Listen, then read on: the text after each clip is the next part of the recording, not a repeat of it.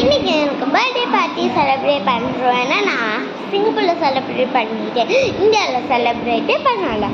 So அதனால் இந்தியாவிலையும் celebrate பண்ணுறோம்.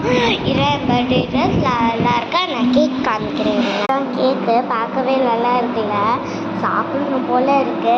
ஆனால் இப்போவே சாப்பிட முடியாது, ஏன்னா மற்றவங்களும் ஹாப்பி பர்த்டே மஹின்னு இருக்கு.